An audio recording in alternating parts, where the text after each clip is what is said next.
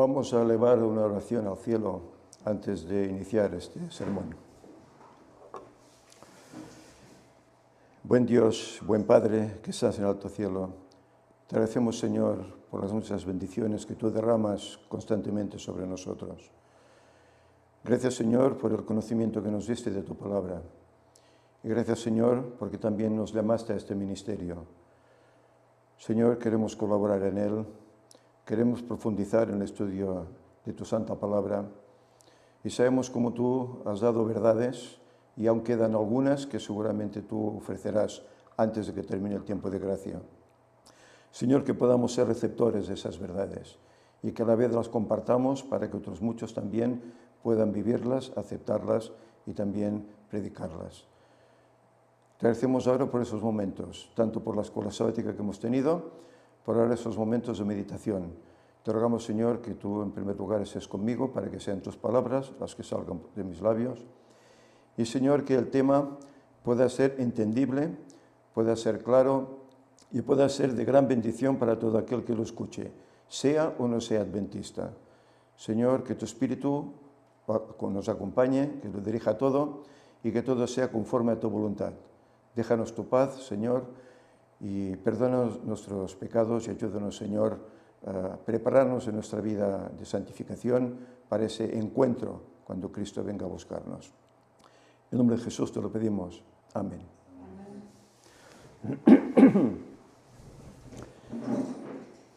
Bien, buenos días a todos los poquitos presentes que estamos aquí en la sala. Aquí en España, bueno, como también en otros lugares del mundo, pues hay confinamiento. El confinamiento aquí no es total, solo se permite pues grupos en principio de 10, más no, más está prohibido por la ley. Y hay incluso lugares en España que hoy por hoy solo permiten grupos de 6. Es decir, que eso quiere decir que, bueno, por lo menos lo que se está anunciando en televisión y tal es que el COVID va avanzando, cada día hay más contagios y, bueno, y hay que prevenirse al respecto ante todo eso. Aquí en la sala pues no llegamos a 10, somos poquitos en el día de hoy. Y sabéis, a uno pues le resulta raro, porque normalmente la sala está llena, ¿verdad? Y hoy pues somos menos. Aunque estoy seguro que allá en el internet pues habrá no 10, sino que habrá muchísimos más conectados. Y a todos ellos pues les damos un fuerte abrazo, les deseamos un feliz sábado y una gran bendición del Señor. Bien, en esta mañana vamos a tener un sermón que, como veis aquí en su título, es acerca de la verdadera naturaleza de Cristo. Y diréis, bueno, ¿y por qué habláis de esto? Si tal vez esto ya está comprendido, ¿no? Bueno, pues yo os diré que si participáis en las redes sociales, Facebook, etcétera, allá donde entran adventistas, pues os daréis cuenta que se está hablando acerca de la naturaleza de Cristo, pero de una forma incorrecta, de una forma errada. Y esto lo están haciendo pastores, lo están haciendo ancianos de iglesia, lo están haciendo otros hermanos que no sé si son ancianos o son pastores, pero están hablando de una forma incorrecta acerca de la naturaleza de Cristo. Bien, yo me propuse, con la ayuda del Señor, de hablar de esas verdades.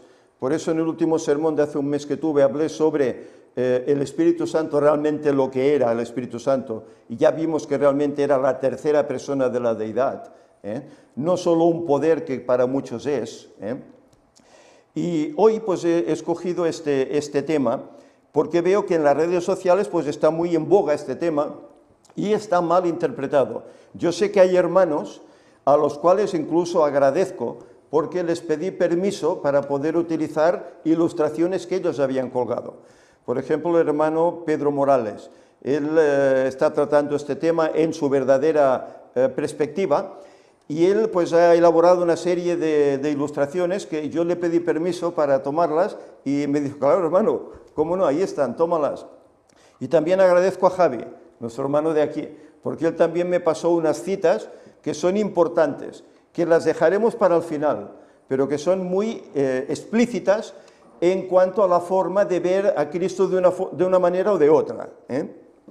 Por lo tanto, si os parece, vamos a presentar este tema He intentado hacerlo de forma que no sea muy extenso, para que de esta forma pues sea tal vez más atractivo de poder ver, a no ser que tenga demasiado tiempo, demasiados minutos. Van a haber unas pocas diapositivas en las cuales pues, veremos realmente cuál era la naturaleza de Cristo. Y para saberlo, pues comenzaremos por el principio de la Biblia.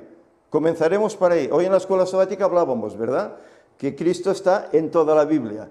Y no en la Biblia, sino antes de que se escribiera la Biblia. Ya estaba Cristo ahí, ¿no? Pues bien, vamos a comenzar por las primeras palabras de la Biblia. Génesis 1:1. Pero hoy no vamos a hablar de su significado en hebreo, sino que hablaremos del significado en español y qué es lo que nos dice. Y Génesis 1:1 dice: en el principio creó Dios los cielos y la tierra. Así de simple, nos da una información que si el hombre moderno fuera sincero, si el hombre moderno pensase un poco, se dejase llevar, vería que tenemos un origen que está en Dios y no en la teoría esta de la evolución que desde Darwin se ha esparcido por todo el mundo y que se enseña por todas partes, ¿verdad? Nuestro origen es Dios. En el principio creó Dios los cielos y la tierra. Otro pasaje, mismo capítulo, versículos 26 y 27. Entonces dijo Dios: hagamos al hombre a nuestra imagen, conforme a nuestra semejanza, y señoree en los peces del mar, en las aves de los cielos, en las bestias, en toda la tierra, y en todo animal que se arrastra sobre la tierra. Y creó Dios al hombre a su imagen. A imagen de Dios lo creó, varón y hembra los creó. Aquí encontramos dos cosas. En primer lugar, nos habla de un Dios plural, que dice hagamos al hombre a nuestra semejanza. Y luego, al final, el versículo 27, dice: y creó Dios al hombre a su imagen, a imagen de Dios lo creó. Aquí vemos un Dios creador, pero ¿quién era este Dios creador? ¿Sabéis? Este tema está pensado también en denominaciones como pueden ser Testigos de Jehová u otras, que lo creen diferente de cómo realmente es. Luego explicaremos el porqué. Ahora bien, si nos vamos del Antiguo Testamento, nos vamos al Nuevo Testamento, Juan 1, del 1 al 3, nos dice: en el principio era el Verbo, y el Verbo era Dios, y el Verbo era con Dios, y el Verbo era Dios. Este era en el principio con Dios. Y el versículo 3, todas las cosas por Él fueron hechas, y sin Él nada de lo que ha sido hecho fue hecho. ¿Qué nos está diciendo aquí? Que aquel Dios que crea las cosas, aquí ¿quién nos dice que es aquel Dios que crea? Nos dice que es el Verbo. ¿Y el Verbo quién es? El Verbo es Cristo. Por lo tanto, Cristo es el creador, el que crea este mundo, el que crea al hombre a su imagen, ¿verdad? Otro pasaje, Juan 1, 10 y 14. En el mundo estaba, y el mundo por él fue hecho, pero el mundo no le conoció. Y aquel Verbo, dice, fue hecho carne, y habitó entre nosotros, y vimos su gloria. Gloria como del unigénito del Padre, lleno de gracia y de verdad. Es decir, aquel Verbo que hablaba Juan fue hecho carne, pero aquel Verbo que fue hecho carne fue el que nos creó al principio, 4000 años antes de que viniera a este mundo. Hebreos 1, del 1 al 8, nos dice: Dios, habiendo hablado muchas veces y de muchas maneras en otro tiempo a los padres por los profetas, en estos postreros días nos ha hablado por el Hijo, a quien constituyó heredero de todo y por quien asimismo hizo el universo. Aquí, ¿quién nos dice? Que el que hizo el universo, ¿quién fue? El Hijo, Cristo, ¿verdad?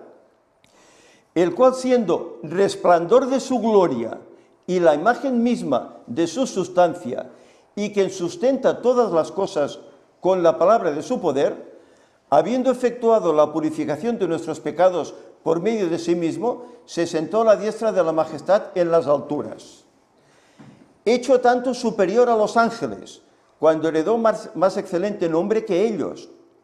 Porque ¿a cuál de los ángeles dijo Dios jamás? Mi hijo eres tú, yo te he engendrado hoy.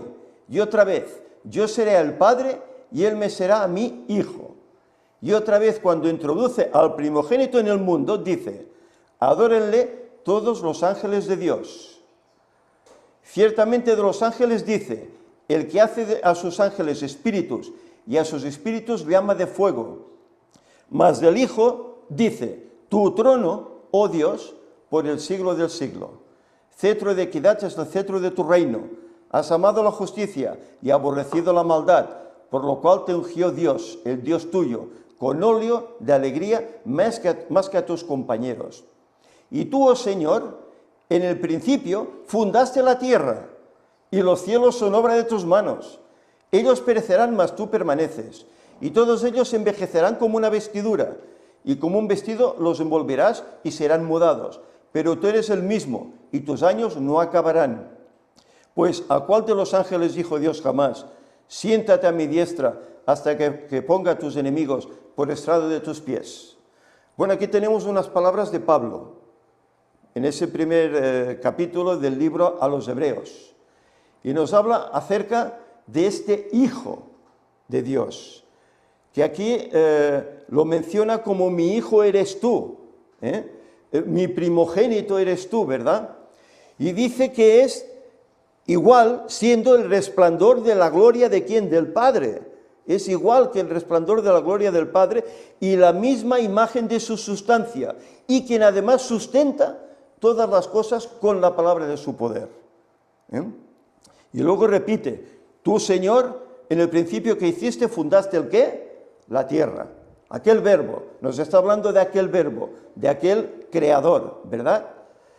Claro, para muchos dirán, bueno, ves, aquí nos está demostrando pues que Jesús es primogénito de Dios, que fue engendrado en algún momento de la eternidad, y que por lo tanto está por debajo del Padre. En definitiva es un Dios menor, muchos lo verán así, pero aquí lo que está planteando, dice, tu trono, oh Dios, el del Hijo, tu trono, oh Dios, es por el siglo de los siglos. Tú permanecerás por siempre, mientras que lo demás concluirá. Es lo que nos está diciendo aquí este pasaje. Ahora bien, si tomamos el comentario bíblico adventista, en el tomo 3, la página 640, hay un comentario respecto al engendramiento de Jesús. La palabra es, yo te engendré. Y dice el comentario, no debe entenderse que esta declaración implique que originalmente el Hijo hubiese sido engendrado. Fijaros lo que dice el comentario, Y luego utiliza una cita del deseado de todas las gentes, la página 489, que dice, en Cristo hay vida original, que no proviene ni deriva de otra. ¿Cómo es posible eso? Si Cristo para muchos es un ser inferior al Padre, es engendrado del Padre, es menor que el Padre, para muchos, ¿cómo es que aquí dice que en Cristo hay vida original que no proviene ni deriva de otra? Es decir, que no proviene ni del Padre, es vida propia que Él tiene en sí mismo. Es decir, es de la misma sustancia, del mismo carácter que es Dios Padre. Pero entonces, ¿qué hay? ¿Dos dioses o tres dioses, como creemos los trinitarios, por así decir? No. Forman un solo Dios, en propósito, en hechos, en actos, en definitiva, para redimir al hombre. Forman un solo Dios en nuestra atención, para nuestra atención. Dice más el pasaje, dice, la Biblia se interpreta a sí misma, y es lógico. No hay que tomar un texto aislado, y bueno, de ese texto yo me hago mi teoría, mi doctrina personal, y ya lo tengo claro. No, hay que tomar ese texto, pero compararlo con otro. No dice, creo que es Isaías, ¿verdad? Que dice un poquito aquí, ¿verdad? Un poquito allá, renglón tras renglón, línea tras línea. Esto es lo que tenemos que hacer para entender las verdades bíblicas. Debe permitirse que los escritores inspirados, los 40 escritores inspirados, hagan las aplicaciones precisas de las profecías del Antiguo Testamento. Cualquier otra aplicación no es más que opinión humana y como tal carece de un así dice Jehová. Cuando el apóstol inspirado comenta este texto, lo interpreta como una predicción de la resurrección incluso de Jesús. Fijaros, la resurrección de los muertos proclamó de modo muy especial que Jesús era Hijo de Dios. Y lo veremos, porque Él ahí tiene un poder personal en esa resurrección. Vamos a seguir adelante. Juan 10, 17 dice, por eso me ama el Padre, porque yo pongo mi vida, ¿para qué? Para volverla a tomar. Jesús no vino aquí, sabía que venía. Él venía porque sabía que tenía que dar su vida en rescate por la humanidad caída. Sabía que venía eso. Pero dice que Él pone su vida voluntariamente. Todo aquello que pasó no fue un accidente. Pasó porque estaba previsto en los planes del cielo. Desde ya, la eternidad estaba previsto así. Y los profetas lo anunciaron, cómo iba a pasar, cómo lo iban a azotar, cómo le iban a poner esa espina, esas coronas de espinas en la cabeza, cómo lo iban a traspasar en aquella cruz. Todo eso estaba profetizado. Cristo se limitó a cumplir lo que Él ya había anunciado de antemano. Pero dice que Él pone su vida, ¿para qué? Para volverla a tomar. ¿Qué le dijo el ángel cuando apartó aquella tremenda piedra que taponaba la cueva donde Cristo estaba en esa tumba? El ángel le dijo, tu Padre te llama. Y la vida que estaba en Él, en Cristo, surgió, despertó, salió del descanso sabático y salió de la tumba, por el poder que estaba en Él como Dios. Ya sabemos que hay otros lugares que dice que el Espíritu Santo levantó a Cristo. Y hay otros lugares que dice que el Padre levantó a Cristo. La muerte no pudo contenerlo. Claro, la muerte no puede contener a Dios Creador, no puede. Y no puede por un motivo, porque Él, siendo hombre, no había pecado. Y eso lo veremos. Eso muchos lo aceptan, todos los adventistas lo aceptan. ¿Qué más? Lucas 1, 26 al 35. Aquí encontraremos un pasaje muy importante que nos limitará cuál es realmente la verdadera naturaleza de Cristo. Yo sé que este tema, incluso mi hermano Víctor lo trató hace ya años, yo diría. Lo trató, y lo trató en varios episodios, no sé si fueron 12 o más. Pero bueno, claro, ocurre lo de siempre. Cuando alguien quiere buscar algo, pues claro, ve que hay muchos temas, muchas presentaciones de un mismo tema, y claro, a veces yo me encuentro que alguien me llama o me escribe, hermano, a ver si puedes hablar de tal cosa de una forma resumida, para que no tengamos que estar buscando en tantas presentaciones, tal. Bueno, la idea es esta, ¿no? Hacerlo de una forma tal vez un poco más resumida, para que la gente pues pueda tenerlo a mano. Pero no decimos nada nuevo, decimos lo que mi hermano Víctor presentó en su momento, en 12 o 13, no sé cuántas fueron las ocasiones, ¿verdad? El mensaje es exactamente el mismo. Lucas 1, 26 al 35 dice, al sexto mes, el ángel Gabriel, que fue aquel que quitó la piedra de la tumba, fue enviado por Dios a una ciudad de Galilea llamada Nazaret, a una virgen desposada, con un varón que se llamaba José, igual que yo, de la casa de David, y el nombre de la virgen era María. Por lo tanto, era de la tribu de ¿qué? De Judá, ¿no?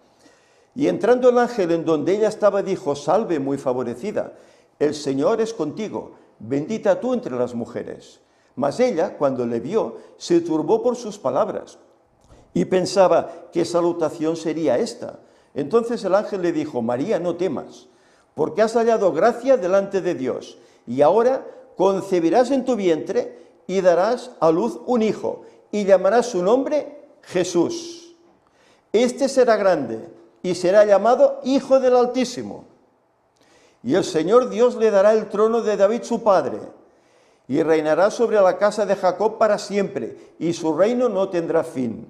Entonces María dijo al ángel, ¿cómo será esto? Pues no conozco varón.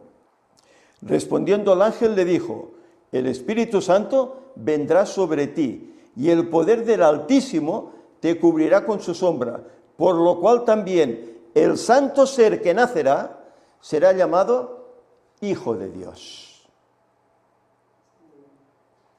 El santo ser que nacerá, fijémonos en este pasaje, será llamado Hijo de Dios. Claro, aquí muchos dirán, bueno, pero es que ya Cristo ya era hijo antes, ¿no? Ya fue engendrado antes. ¿Sabéis cuándo es que Cristo se convierte en Hijo de Dios? Se convierte en Hijo de Dios cuando viene como hombre, cuando nace como nacemos nosotros. Entonces Él deja toda esa divinidad, toda esa gloria que tiene junto al Padre y como el Padre, deja eso y se reviste de humanidad. Se vuelve humilde, se vuelve siervo, semejante y parecido a nosotros. Digo semejante y parecido, no igual, y lo veremos,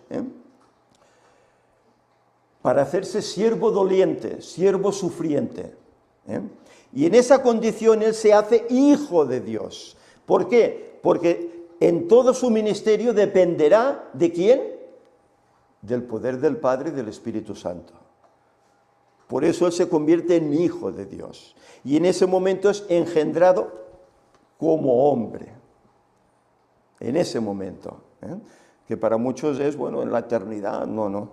Es mal entendido.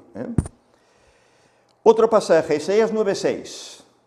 Porque un niño nos es nacido, hijo nos es dado, y el principado sobre su hombro, y se llamará su nombre admirable, consejero, Dios fuerte, Padre eterno, príncipe de paz. Isaías 9:6. ¿De quién está hablando aquí? ¿De Dios el Padre? Está hablando de Cristo, cuando vendrá como niño. ¿Y qué dice? Aparte de esos diferentes atributos, se le llama Padre eterno. Caray, pero no es el Hijo. ¿No es el Hijo? ¿Cómo es que tiene ese título de Padre eterno? Porque es uno igual que el Padre. No nos cabe, somos humanos y hay cosas pues que cuesta tal vez que nos entre en la mente. Y con nuestra mente limitada pues tenemos ese problema. Pero hay que creerlo por fe. Por fe. Él es Padre eterno, igual que es Dios Padre. Igual. Y esos títulos se le dan a Dios Padre y también se le dan al Espíritu Santo. Deseado de todas las gentes. Veremos ahora que nos habla Ellen White respecto a todo esto. Dice, la historia de Belén es un tema inagotable. En ella se oculta la profundidad de las riquezas de la sabiduría y de la ciencia de Dios. Nos asombra el sacrificio realizado por el Salvador al trocar el trono del cielo por el pesebre. Hace un cambio radical ahí, Deja el trono, aquel trono que hemos visto en visiones de Ezequiel, etc. Deja ese trono y viene a un pesebre, a una cuadra. Para nosotros sería una cuadra, donde hay animales, hay paja. Viene ahí. Y la compañía de los ángeles que le adoraban por la de las bestias y del establo. La presunción y el orgullo humanos quedan reprendidos en su presencia. Sin embargo, aquello no fue sino el comienzo de su maravillosa condescendencia.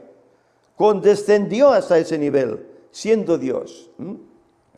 Habría sido una humillación casi infinita para el Hijo de Dios revestirse de la naturaleza humana, aun cuando Adán poseía la inocencia del Edén. Pero Jesús aceptó la humanidad cuando la especie se hallaba debilitada por 4.000 años de pecado. Es decir, Cristo no vino con 4 metros de altura, con una potencia como tenía Adán. No vino así. Él dice que vino bajo la perspectiva de los 4.000 años de pecado que habían debilitado al hombre.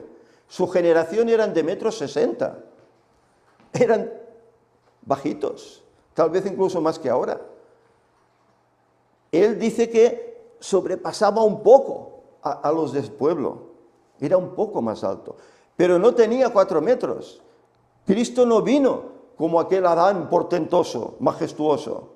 Él vino como somos los hombres caídos de hoy. Vino así.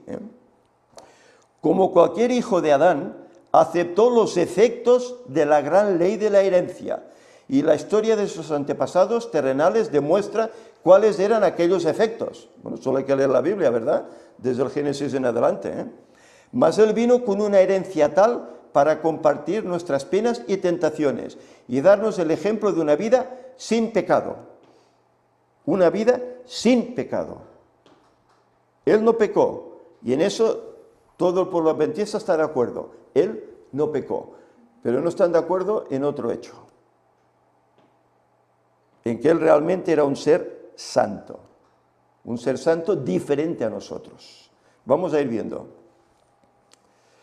Hasta aquí hemos visto cómo Jesús es el Creador, es Hijo de Dios, no por ser engendrado en los días de la eternidad, sino por su nacimiento, por obra del Espíritu Santo y por su resurrección, que Él tiene el poder para darse vida otra vez. Es Dios con las mismas características que el Padre, en carácter, en sustancia y en propósito. Y siendo Dios, se entregó a sí mismo por su propia voluntad, para venir a hacerse hombre, para redimir al hombre caído. ¿Y en qué condición vino? ¿Vino como Dios? ¿Vino como hombre? ¿O vino como Dios hombre? ¿Vino como Adán antes de pecar en santidad? ¿O después de haber pecado con naturaleza caída? ¿Fue exactamente igual a nosotros? ¿O fue semejante, fue parecido? ¿Nosotros hemos nacido santos o con la herencia del pecado? Hemos leído que Él era santo, ¿verdad? ¿Nosotros nacemos santos? Yo creo que ninguno. Aunque bueno, sabemos que la paga del pecado, la transgresión de la ley es muerte, es esa paga del pecado, ¿verdad? Y claro, cuando nacemos no podemos pecar porque no tenemos conocimiento, no transgredimos la ley. Pero con nosotros viene algo, perdona, con nosotros viene algo innato dentro de nosotros, que es ese pecado que cometió Adán, ese gen que ha ido pasando de generación en generación, pasando por Noé, pasando por Abraham, pasando por Moisés, pasando por David, pasando por Juan Bautista y llegando hasta nosotros. Pero hubo uno que no tuvo este gen. Y esto es lo que muchos adventistas no entienden. Y es lo que hoy intentamos explicar. Filipenses 2, 5 al 11. Dice, haya pues en vosotros este sentir que hubo también en Cristo Jesús, el cual, siendo en forma de Dios, no estimó el ser igual a Dios como cosa que aferrarse, sino que se despojó a sí mismo, tomando forma de siervo, hecho que semejante a los hombres. No dice es hecho exactamente igual a los hombres, dice semejante a los hombres. ¿Qué quiere decir esto? Que él no tenía huesos y carne como tenemos nosotros, y sangre. Bueno, ya vimos que tuvo huesos, tuvo carne, tuvo sangre que derramó por nosotros, ¿verdad? Es decir, parecía exactamente como nosotros, pero no era exacto. No era exactamente igual. Había una diferencia. Y dice que estando en la condición de hombre, se humilló a sí mismo, haciéndose obediente hasta la muerte y muerte de cruz. Por lo cual Dios también lo exaltó hasta lo sumo y le dio un nombre que es sobre todo nombre, para que en el nombre de Jesús se doble toda rodilla de los que están en los cielos y en la tierra y debajo de la tierra, y toda lengua confiese que Jesucristo es el Señor, para gloria de Dios Padre. Veremos cómo todos se doblaron de rodillas ante Jesús, incluso los demonios. Incluso los mismos demonios. Mirad, esta es una de las ilustraciones que me prestó el hermano Pedro Morales. Filipenses 2:7 dice, sino que se despojó a sí mismo tomando forma de siervo, hecho semejante a los hombres. En el Strong, esta palabra semejante es homoioma, que significa en su definición forma, abstracto, parecido, semejanza, ¿eh? Y luego tiene otras definiciones en la Reina Valera que es semejante, semejanza. No dice en ningún momento igual, dice semejante, parecido, pero no dice que es igual que los demás hombres. Él dice, esta también es una ilustración de él, dice, la historia se vuelve a repetir.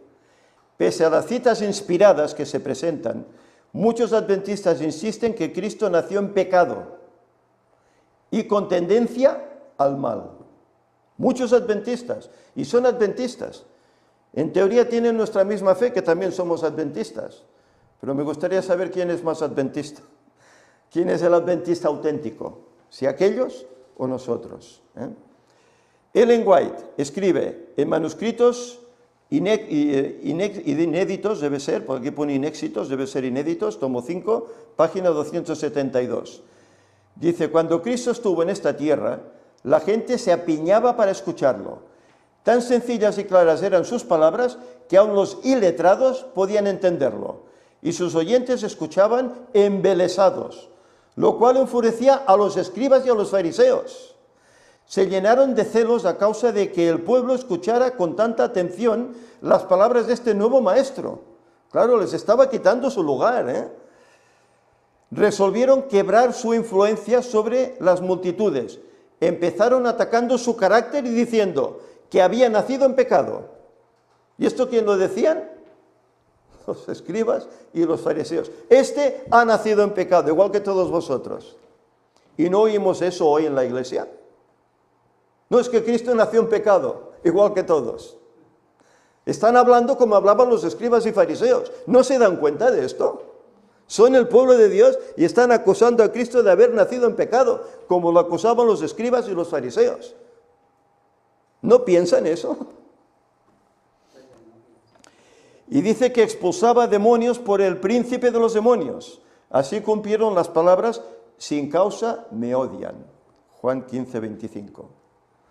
Y él termina esta cita con palabras del hermano, dice, mucho cuidado con rechazar los testimonios del testigo fiel y verdadero, porque el zarandeo va a atentar o va a aventar a muchos. Y es verdad. Cuando uno no cree estas cosas, es decir, cuando uno no cree en la divinidad de tres, cuando uno no cree en el poder real del Espíritu Santo, ¿quién es? Dios. Cuando uno no cree que Cristo vino sin pecado, cuidado. Todos esos errores llevarán a cometer muchos más errores. Y sabéis, todos los que creen de esta forma, ¿sabéis que también no creen? Pues en la realidad de los 6000 años, en que realmente Cristo vendrá en el 2031, no creen en estas cosas. No creen en esa herida y lo que esa herida realmente ha hecho por nosotros. No creen. Estoy ronco, ¿verdad? Me noto, perdonad. Pues hay todos esos problemas, cuando se rechazan esas verdades esenciales. Y lo negativo es que se llaman pueblo de Dios. Y rechazan estas verdades esenciales. Otra ilustración del hermano. Cristo nunca tuvo una mancha ni inclinación a la corrupción, porque fue el santo ser que escribía Lucas. Y dice una cita de Ellen White, que está en la carta 8 de 1895, dice, estas palabras no se refieren a ningún ser humano, excepto al Hijo del Dios infinito. Nunca, de ninguna manera, dejes la más mínima impresión en las mentes humanas de que una mancha o inclinación o la corrupción descansaba sobre Cristo.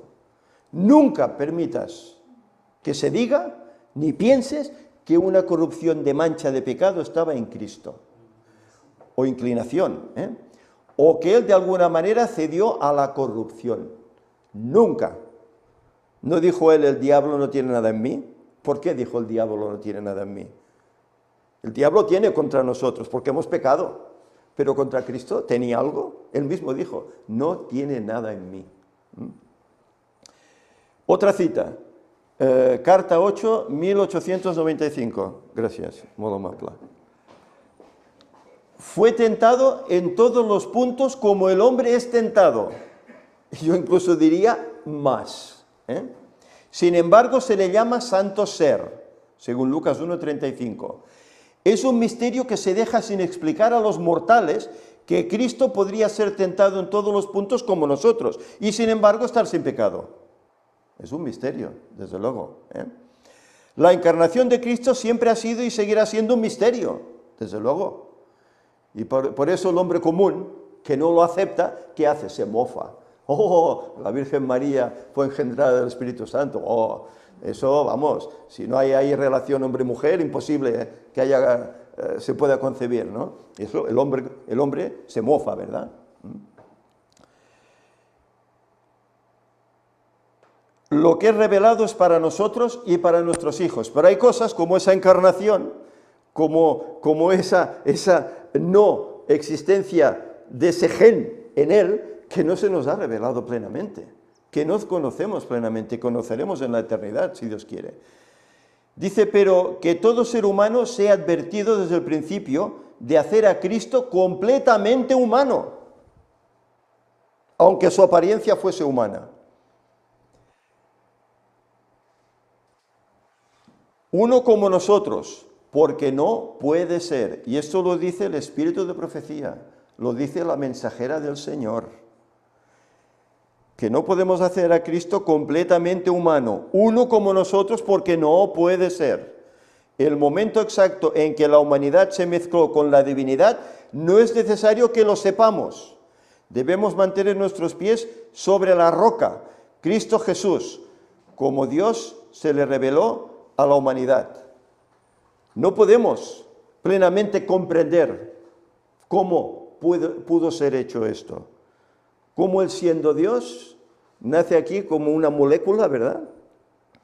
Como nacemos nosotros, como un bebé, como un hombre más en este mundo. No podemos entender esto.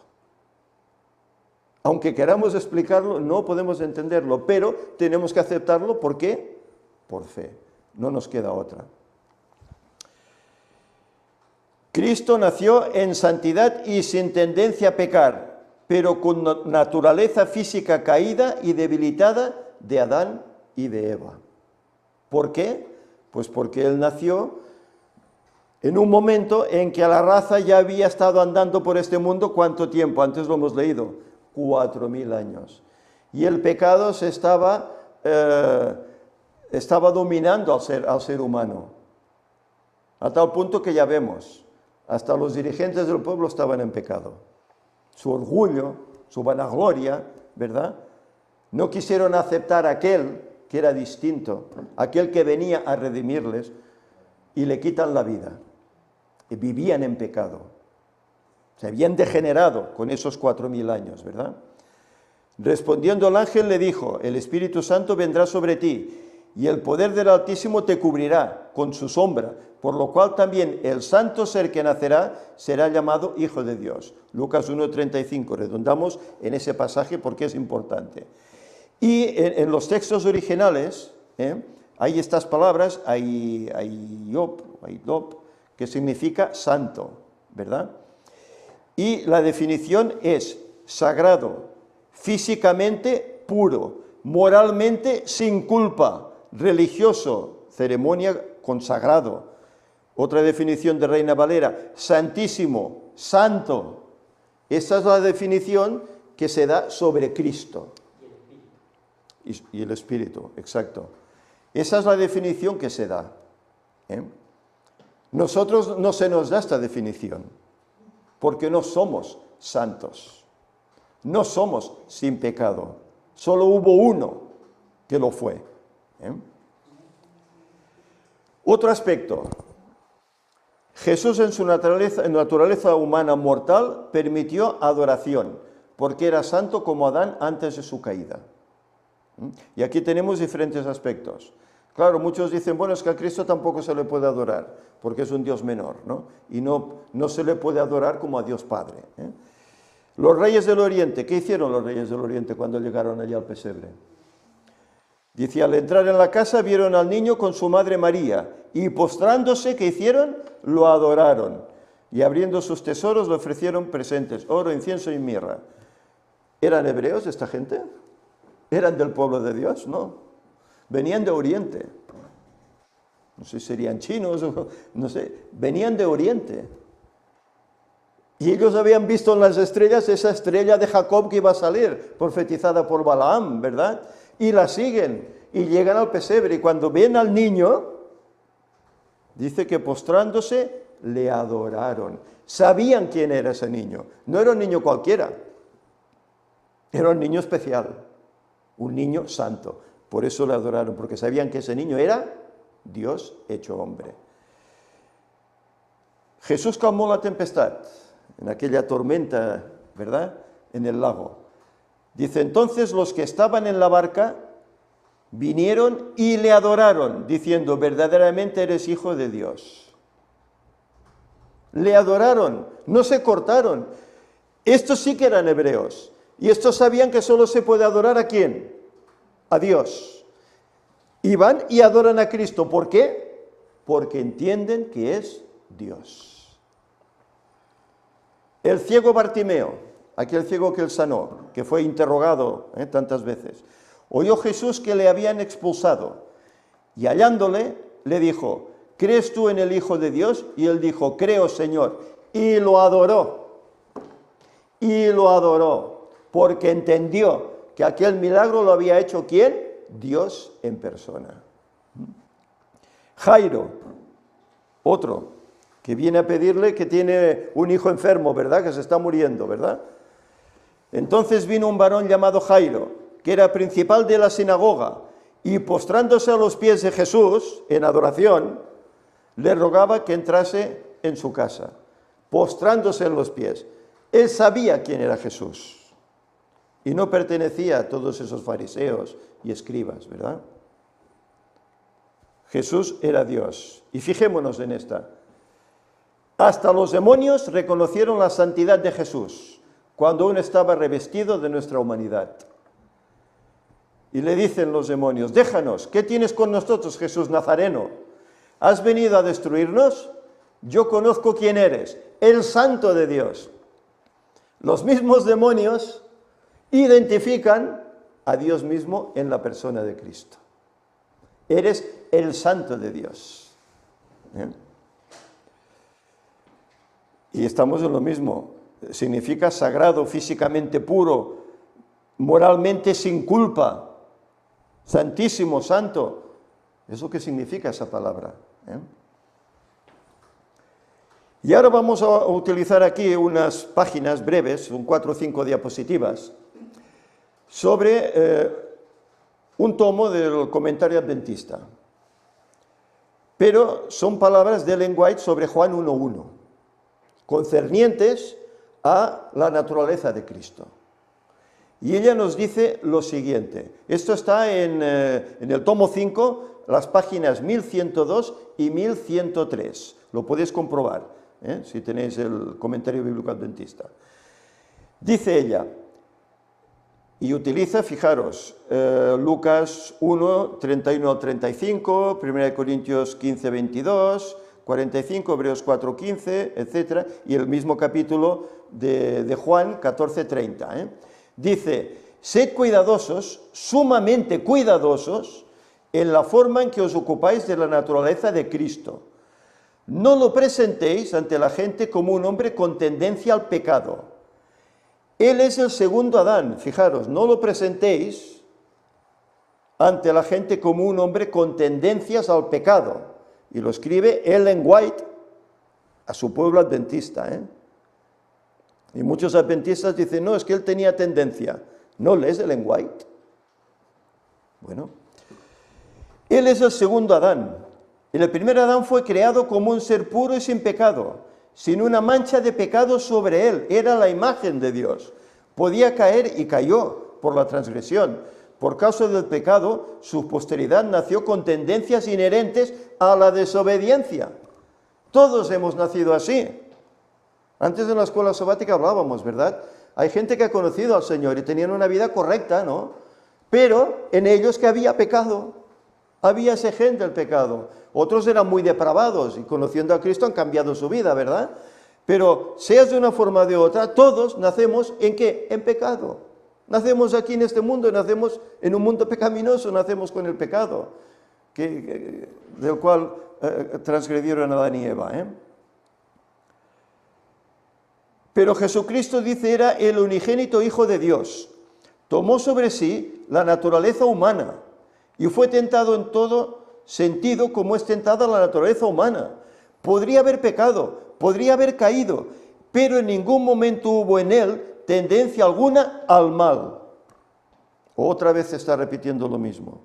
En él no hubo tendencia alguna al mal. Fue asediado por las tentaciones en el desierto como lo fue Adán, por las tentaciones en el Edén. Pero en él no hubo tendencia al mal. ¿Por qué? Porque era un santo ser, distinto a nosotros. Dice más, evitad toda cuestión que se relacione con la humanidad de Cristo, que pueda ser mal interpretada. La verdad y la suposición tienen pocas similitudes.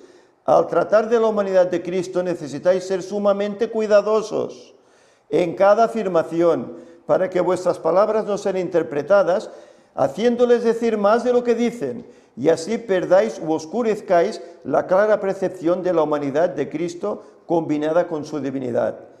Su nacimiento fue un milagro de Dios, pues el ángel dijo, y ahora concebirás en tu vientre, y darás a luz un hijo, y llamarás su nombre Jesús. Este será grande, y será llamado Hijo del Altísimo, y el Señor Dios le dará el trono de David su padre, y reinará sobre la casa de Jacob para siempre, y su reino no tendrá fin. Entonces María dijo al ángel, ¿cómo será esto? Lo hemos leído antes, ¿verdad? Pues no conozco varón. Respondiendo el ángel le dijo, el Espíritu Santo vendrá sobre ti, y el poder del Altísimo te cubrirá con su sombra, por lo cual también el santo ser que nacerá será llamado Hijo de Dios. Y Elena White, pues, corrobora esas palabras del pasaje bíblico. El santo ser que nacerá, que no tenía tendencia ninguna al mal, porque era santo. ¿Era concebido por quién? ¿Por un hombre? No, por el Espíritu Santo.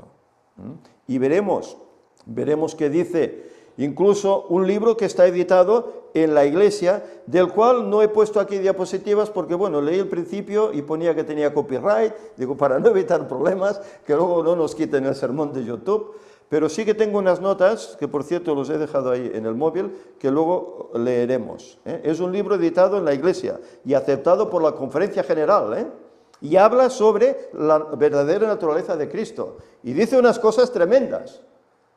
Cosas que no sé, para mí que muchos hermanos no han leído ese libro. Es las 27 creencias adventistas. Es el que tengo yo, ahora sé que hay otro que es 28 creencias, pero este que tengo yo es de los años 80 y tantos. Estas palabras, dice, no se refieren a ningún ser humano, excepto al Hijo del Dios infinito.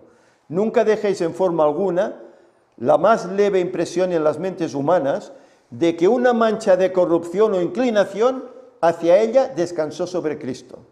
No tuvo ninguna mancha, no tuvo ninguna duda ante el pecado.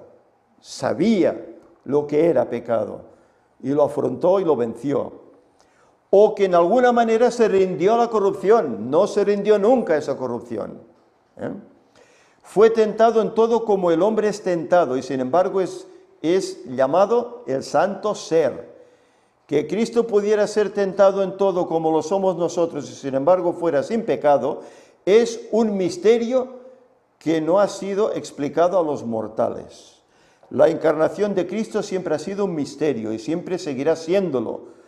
Lo que se ha revelado es para nosotros y para nuestros hijos, pero que cada ser humano permanezca en guardia para que no haga a Cristo completamente humano, como uno de nosotros.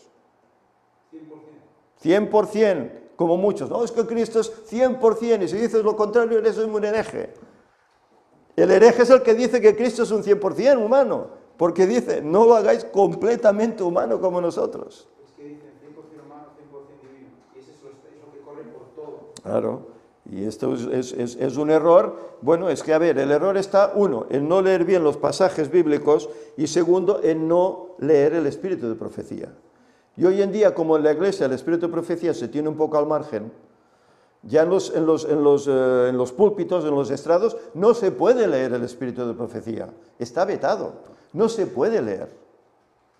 Para que no digan que nosotros, pues claro, solo nos dedicamos o solo nos aferramos a la Biblia y es nuestra única guía. Cuando también lo es el espíritu de profecía, que también es inspirado por Dios. Pero no, eso lo dejan al margen. Entonces, ¿cómo quieren tener la información adecuada, la doctrina adecuada? Si dejan esto que es un apoyo para la escritura bíblica. Si lo dejas al margen, vas cojo. Puedes entender de cualquier versículo que te dé la gana. Cuando Ellen White especifica y aclara qué es lo que quiere decir ese versículo, esa doctrina. Pues claro, si lo dejas al margen, entonces Cristo era 100% humano. Y no, ella dice que no lo hagamos exactamente como nosotros porque no lo era. Porque esto dice, además, dice, no puede ser, dice ella. No es necesario que sepamos el momento exacto cuando la humanidad se combinó con la divinidad. Debemos mantener nuestros pies sobre la roca, Cristo Jesús, como Dios revelado en humanidad. Percibo que hay peligro, dice ella, en tratar temas que se refieren a la humanidad del Hijo del Dios infinito. Él se humilló cuando vio que estaba en forma de hombre para poder comprender la fuerza de todas las tentaciones que acosan al hombre. Es lógico. Por eso dice que padeció nuestras dificultades, nuestras tentaciones. ¿Por qué? Porque Él se revistió de humanidad. ¿Y qué pasó con Cristo? ¿No lloraba Cristo? ¿No se entristecía Cristo? ¿Sentiría frío? ¿Sentiría hambre? ¿No tenía que comer Cristo? Tendría todas las necesidades fisiológicas que tenemos nosotros como humanos, ¿verdad? Pero en ningún momento se rindió al pecado, ni en Él hubo mancha de pecado. Y esto es lo que muchos hermanos no creen. Y es lo que muchos están predicando. Y los hermanos están aceptando un error tremendo que les está llevando a otros errores tremendos. El primer Adán cayó, el segundo Adán se aferró a Dios y a su palabra bajo las circunstancias más angustiosas. Y no vaciló ni por un momento su fe en la bondad, la misericordia y el amor de su Padre. Escrito está, fue su arma de resistencia. Y esta es la espada del Espíritu que debe usar todo ser humano. No hablaré ya mucho con vosotros, dijo Cristo, porque viene el príncipe de este mundo y él nada tiene en mí. Cristo mismo lo dijo, viene el príncipe de este mundo, yo ya voy a partir, pero él no tiene nada contra mí. Él no puede reclamarme como quería reclamar el cuerpo de Moisés u otros, no puede, porque yo no he pecado, soy sin pecado. Eso es lo que estaba diciendo Cristo. Nada que responda a la tentación. En ninguna ocasión hubo una respuesta a las muchas tentaciones de Satanás. Cristo no pisó ni una vez el terreno de Satanás para darle ventaja alguna. Satanás no halló en él nada que lo animara a avanzar. No tenía donde acogerse en Cristo. Por eso declara, eres el santo de Dios. No tenía nada que hacer con él. No podía vencerlo. Y Satanás lo supo. Satanás supo que cuando Cristo dio su vida en aquella cruz, sus días estaban contados. Su sentencia estaba hecha. Porque no podía contra aquel que es el Creador, el Dios Creador, el Santo. No podía con él. Libro 27, Creencias Adventistas, en el capítulo 4, que se titula Dios el Hijo. Yo os animo a todos los adventistas que escuchéis este sermón, que toméis este libro, que seguramente todos lo tenéis. Este otra vez, el de las 28 creencias, que ese sí que yo no lo tengo. Sé que se añadió otra creencia, no sé si sobre la eternidad, no sé sobre qué iba, pero se añadió otra creencia. Dios el Hijo, capítulo 4 de este libro. Si me permitís,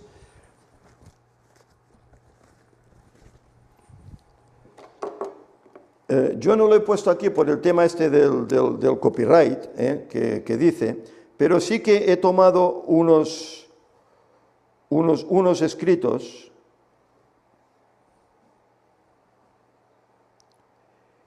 En primer lugar, el libro dice que es aprobado por la Asociación Ministerial de la Asociación General de los Adventistas del Séptimo Día. Es aprobado todo su contenido. incluyendo el capítulo 4, que nos habla de Dios el Hijo. Y dice, en un apartado, dice, Cristo adoptó la semejanza de carne de pecado.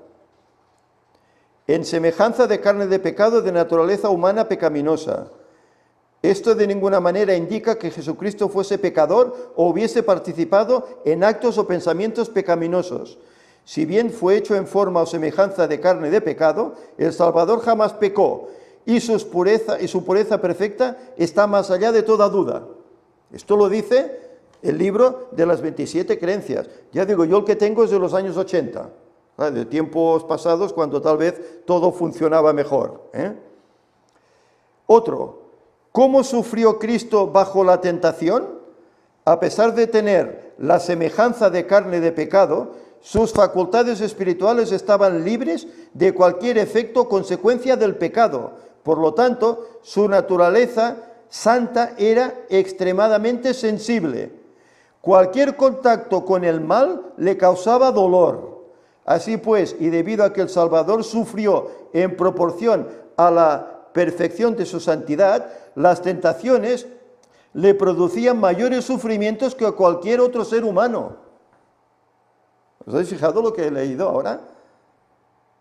Él, viendo el mal, se dolía. ¿Por qué? Porque era santo, era puro, y le dolía ver el mal, le dolía ver el pecado. ¿Por qué atendía a tantas personas? Que los curaba, ciegos, cojos, muertos que resucitaba. ¿Por qué? Porque se dolía del mal. ¿Por qué lloró sobre Jerusalén cuando iba a entrar en ella? Porque vio toda la devastación que iba a venir 40 años después sobre la ciudad. Y lloró por aquel su pueblo, que le negaron, que le rechazaron. Lloró, viendo cómo allí morirían padres, madres, niños. Morirían todos. Lloró por el dolor humano, porque era un ser sin pecado. La santidad de la naturaleza humana de Jesucristo. Es evidente que la naturaleza divina de Jesús era santa. Pero, ¿qué podemos decir de su naturaleza humana? Dice, la Biblia describe a la humanidad de Jesús llamándola santa. Su nacimiento fue sobrenatural. Fue concebido del Espíritu Santo. Cuando aún no había nacido, fue descrito como el santo ser. Y utiliza Lucas 1:35.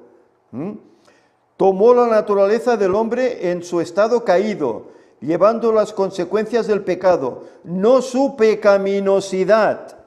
Era uno con la raza humana, excepto en el pecado. Insisto, libro de las 27 creencias adventistas, aceptado por la Conferencia General.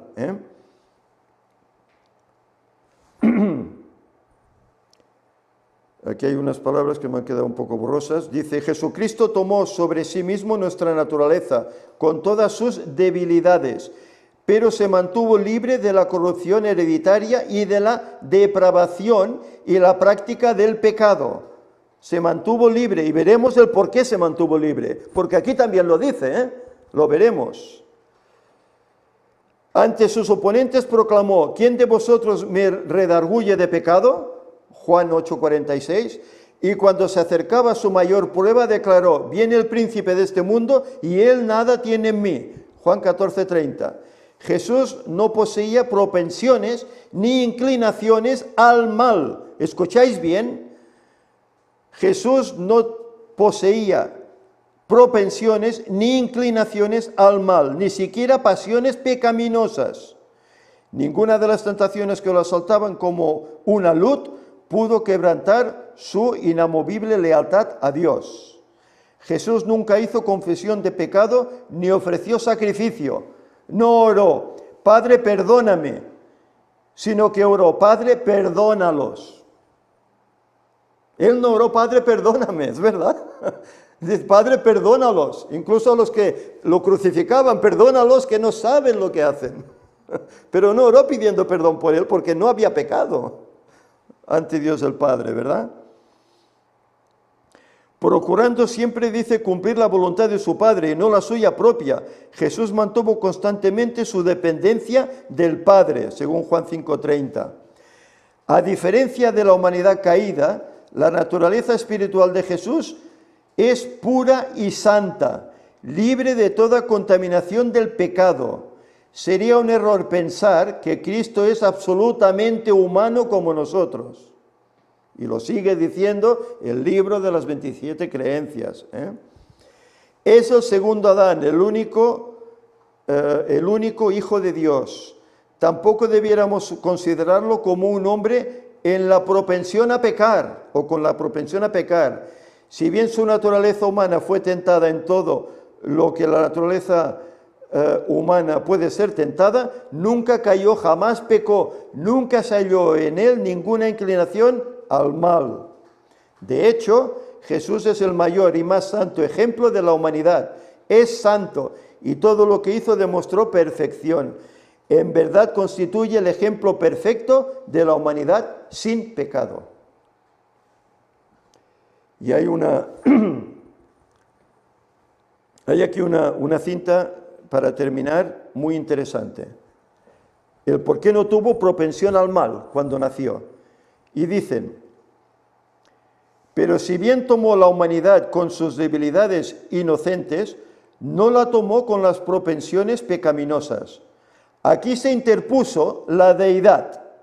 El Espíritu Santo cubrió a la Virgen con su sombra y permitiendo que de ella se derivara la debilidad, prohibió la maldad. Fijaros qué dice la cita. El Espíritu Santo cubrió a la Virgen con su sombra y permitiendo que de ella se derivara la debilidad, prohibió la maldad y así causó que fuese generada una humanidad sufriente y capaz de sentir tristeza, pero a pesar de ello, sin mancha ni contaminación. Una humanidad con lágrimas, pero sin mácula, accesible a la angustia, pero no dispuesta a ofender. ¿Vemos qué dice aquí? El Espíritu Santo lo concibió en la Virgen María para que fuera hombre, pero quitó de él, no sabemos cómo, ni entendemos cómo, pero quitó esa propensión a la maldad que tenemos todos. Un niño pequeño es inocente, dice, bueno, si es que no sabe la ley, no puede pecar. Pero, ¿habéis visto dos niños juntos con un juguete? Pueden tener 2 años, 3 años, pero el juguete es de los dos. Y lo coge uno y no, el otro, no es mío, y se pelean por el juguete. Y son mocosillos, han conocido la ley, han pecado, no, pero su intención, su propensión, ¿qué es? El mal, el egoísmo, el ego. Es mío, es mío. Somos así, venimos así. El pecado de Adán es hereditario y lo hemos recibido todos, pero Cristo no. Cristo no lo tuvo. Y esa es la diferencia entre Él y nosotros. Y cualquiera que ponga a Cristo 100% humano, está rechazando la verdad divina. Está engañando. Se está perdiendo. Y tantos hay, incluso pastores, tantos hay, que van en ese camino. Una cita. Esta me la pasó Javier. Exaltad a Jesús, página 10. Es una matutina, ¿verdad? Si no recuerdo mal. Hay luz y gloria en la verdad de que Cristo fue uno con el Padre, antes que estableciera el fundamento del mundo. Esta es la luz que brilla en un lugar oscuro, haciéndolo resplandecer con gloria divina y original. Esta verdad, infinitamente misteriosa en sí misma, explica otras verdades misteriosas que de otra manera serían inexplicables, al paso que está encerrada como algo sagrado en luz inaccesible e incomprensible. Es lo que antes decíamos un poco también, ¿verdad? Él ha vivido la gloria del Padre, porque es igual que el Padre, pero se encarnó en hombre y es un misterio que ahí está y que no se nos ha dado a entender plenamente. Se nos dan pinceladas, se nos dan rasgos, pero que nadie diga que Cristo vino 100% humano. con tendencia al pecado. No la tenía. Es lo único que difería respecto a los demás, a todos los otros millones de habitantes que han pasado por este mundo. Y esta última cita, esto es un reproche para aquellos que lo creen de esta otra forma, ¿eh? Y la aserción, también me la pasó Javi, y la aserción de estar sin pecado constituye de por sí una prueba de que el que tal asevera dista mucho de ser santo. Entonces, ¿Cristo engañaba? Decía que él no tenía pecado, ¿eh? No, aquí no está hablando de Cristo, está hablando de nosotros. ¿Sabéis? Aquí en España, tiempo atrás, hubo un movimiento en las iglesias de Barcelona que se llamaban la carne santa, ¿eh? Es decir, que eran sin pecado. Yo me he convertido, me he bautizado, ya soy santo. Santo, siempre santo, igual que dice el protestantismo, ¿no? Una vez santo, siempre santo, ¿no? Y dice, la aserción de estar sin pecado constituye de por sí una prueba de que el que tal asevera dista mucho de ser santo. Cuando uno dice, no, yo soy santo, yo estoy lleno del Espíritu Santo, cuidado, cuidado que te falta mucho por recorrer. Te falta mucha humildad, te falta mucha pureza. Es porque no tiene un verdadero concepto de lo que es la pureza y santidad infinita de Dios. No tiene un verdadero concepto de lo que era Cristo, en definitiva, ni de lo que deben ser los que han de armonizar con su carácter. Es porque no tiene verdadero concepto de la pureza y perfección supremas de Jesús, ni de la maldad y horror del pecado. Eso es lo que está pasando. Muchos hacen sermones y escriben libros y tienen masas que los siguen, ¿verdad? Y están diciendo, Cristo era 100% humano, Cristo era pecador como yo. Si no, no me sirve. No te sirve. No te sirve que siendo Dios dejara su condición de Dios y venga aquí a este mundo oscuro, como decía Ellen White en esas visiones, ¿verdad? A ese mundo oscuro, se hace hombre, padeciendo frío, hambre, enfermedad. Bueno, padeció nuestras enfermedades porque las vivió, las vivió en el mismo, ¿eh? Sintió el dolor por todo eso, ¿verdad?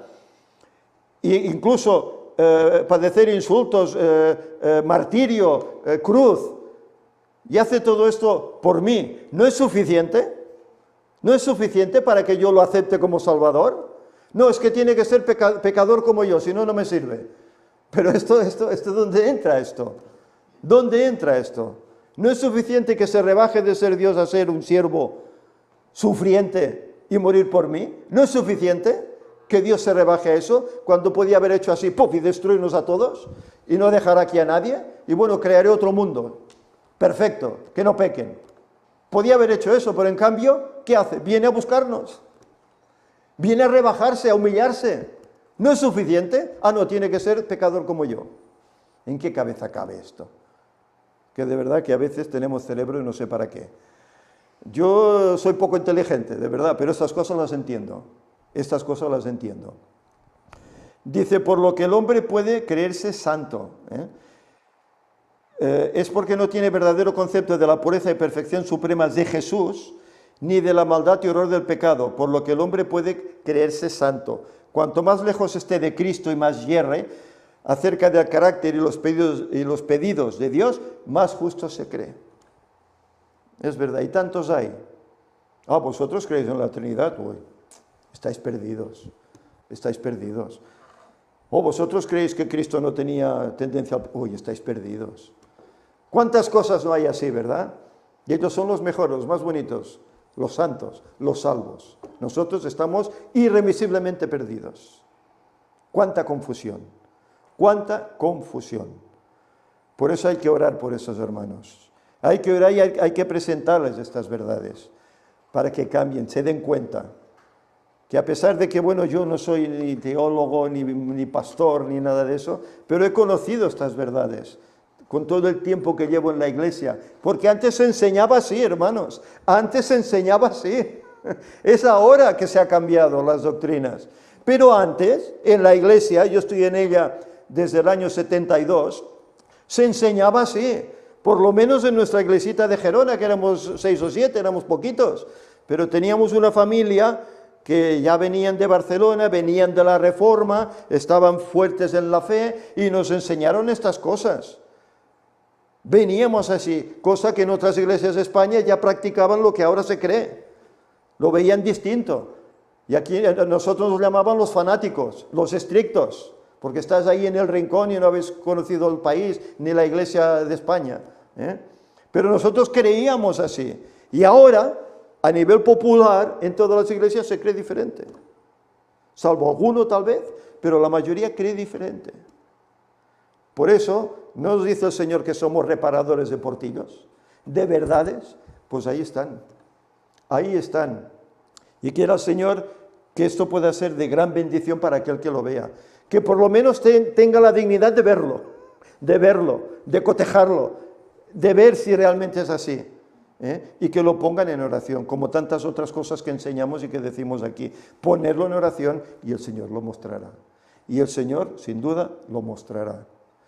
Bien, hasta aquí. No quiero extenderme más. No, ya he comentado que no quería hacer un tema muy largo y creo que me he pasado un poco, ¿eh? Pero vamos a trabajar, vamos a presentar verdades que hoy están siendo pisoteadas en la iglesia. Vamos a presentarlas. Por mucho que luego recibamos críticas, vamos a presentarlas. Y que el sincero, que el Espíritu Santo tocará su corazón, las vea y las acepte. Es mi deseo. Hermanos, vamos a terminar con una oración y que el Señor nos bendiga a todos.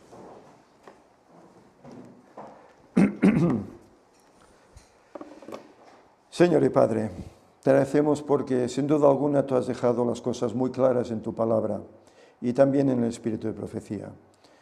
Pero hoy por hoy el diablo se encarga de que todo esto sea distorsionado. El lenguaje escribió que todo lo que se pueda mover, las verdades que se puedan mover, serían removidas. Y lo estamos viendo hoy, cómo se está todo removiendo. ¿Y por qué? Pues porque estamos muy cerquita de que todo termine. El 2031 es real y tú vendrás. Y hoy el diablo, sabiendo ya que tiene tan poquito tiempo, apenas 10, 11 años, está haciendo lo posible para estropear las verdades, para engañar a tu pueblo, a los propios escogidos. Señor, te ruego que nos ayudes para que sigamos en este camino, que sigamos estudiando, practicando estas verdades y comunicándolas, para que otros muchos que tienen estas ideas equivocadas, Señor, se den cuenta de su error y cambien. Ya sabemos que muchos no lo harán, que muchos R seguirán con sus 13, pero Señor, que por lo menos aquellos sinceros, por medio de tu Santo Espíritu, pueda tocarles el corazón y puedan cambiar y puedan ser verdaderamente de tu pueblo. Señor, ayuda a este ministerio para que siga adelante con la obra a pesar de las dificultades que pueden venir. Sabiendo, Señor, que este es tu ministerio, no nuestro. Es tu obra, no la nuestra. Y que tú lo has levantado para dar un fuerte pregón a este mundo, para que muchos acepten sinceramente. Señor, que tu paz quede con nosotros. Anímanos, ayúdanos a seguir adelante. Señor, ayúdanos a tener un buen resto de sábado. Y Señor, ayúdanos a prepararnos para la ceremonia espléndida que tendremos luego a la tarde, una más. Que todo sea para gloria tuya y para bendición. En nombre de Jesús te lo pedimos. Amén.